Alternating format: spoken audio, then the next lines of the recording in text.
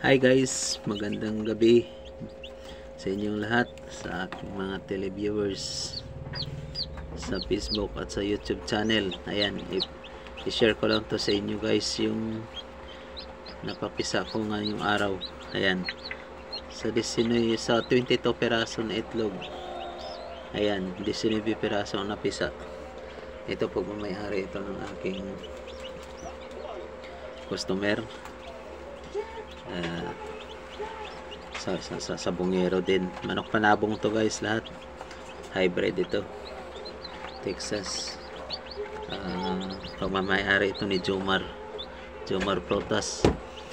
Guys, ito na ang resulta. So ginload ko ito noong February 2. Ayan o guys, February 2. Yan, February ko to ginload.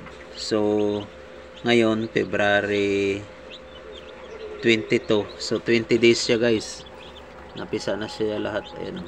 Ito yung tatlo, walang similya ito, mga walang similya itong tatlo. Ayan, tatlo walang similya. So itong 19 peraso, gawa ng Diyos, yan, masigla, malalakas. Kaninang umaga ito nag umpisa labasan. So bukas kukunin na to ng may-ari guys.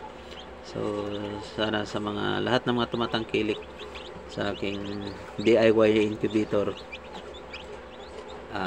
pagbutihin nyo lang ang pagbe-breed nyo, ang pag-milk nyo ng inahin at broodcock. Basta maganda ang pag-kombinasyon, ayan ang resulta. Basta may similya lang, mapipisa talaga yan. Hindi kayo mabibigo sa incubator ko, walang imposible. Subok na po ito, ilang taon na to, ilang taon ko na to na nagawa, nakalipas. Ayan, kaya ang ibang customer, ayan, pabalik-balik, ayan. Pero yung ibang hindi na pipisa yung itlog, hindi na yan dahil sa incubator ko. Ito matagal na ito na set mula nung paggawa ko hanggang ngayon, hindi ito nagbago. Ganun pa rin ang settings nito.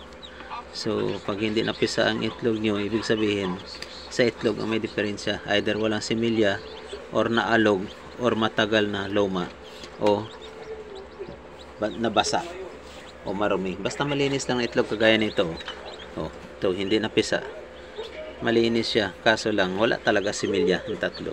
Guys, ayan pa guys, mayroon pa tayong ibang mga itlog.